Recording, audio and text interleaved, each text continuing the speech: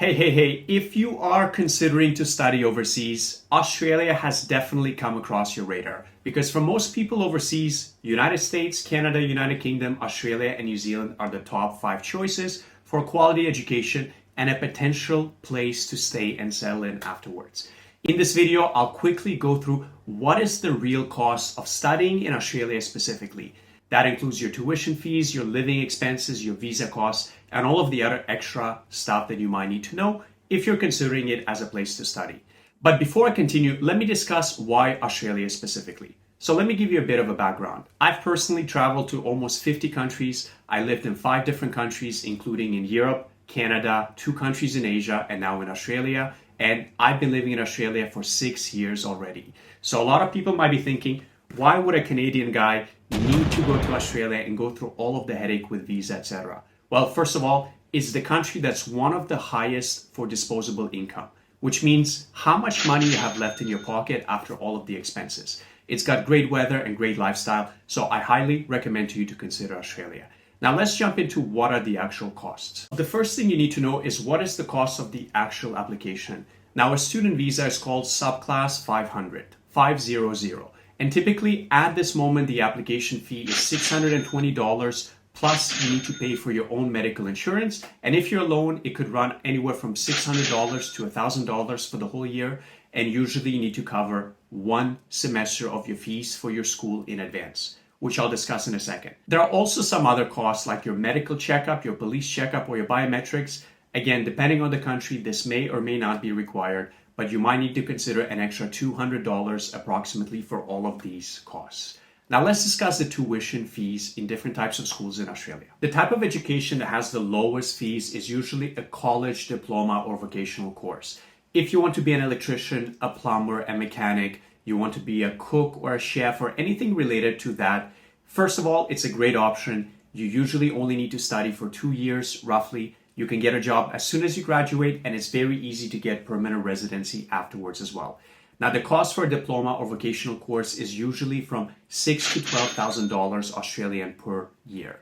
Second level, we got our universities, which are level 2 and 3, meaning it's a very good university, but it's not the top of the top. So if you want to apply for a university degree, usually you're looking anywhere from $10,000 to $15,000 per semester, which comes out to about $25,000 to $30,000 per year. And finally, if you're looking at postgraduate or level 1 universities, that's going to cost you a little bit more. That's usually going to cost you anywhere from $25,000 to $35,000 per year. Again, if you want to specialize and be a doctor, a lawyer, or you are rich and your parents are paying for your education, of course, in that case, you can choose a level 1 university.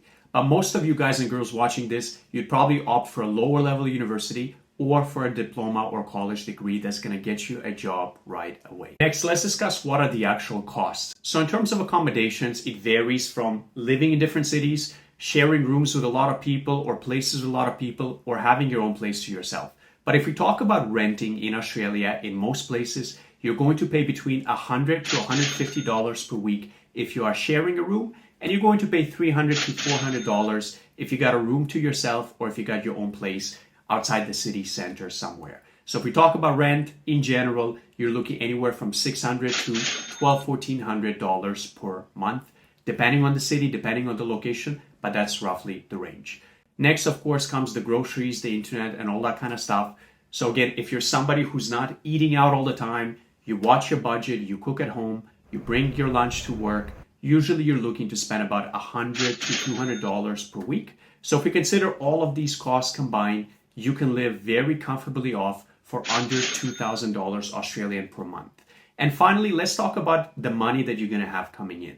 Because if you're a student, chances are you are going to work a part-time job. Now, starting from July of 2023, students will be able to work 24 hours per week. And the average salary for like the very lowest level of a job is $23, $24 an hour.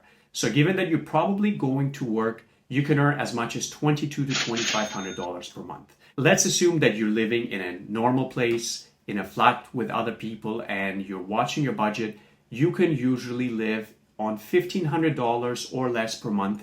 And if you're making $2,400, $2,500, you can save $1,000 per month. So this is the standard. It varies person to person. It varies situation and city and college to college. but this is the average breakdown.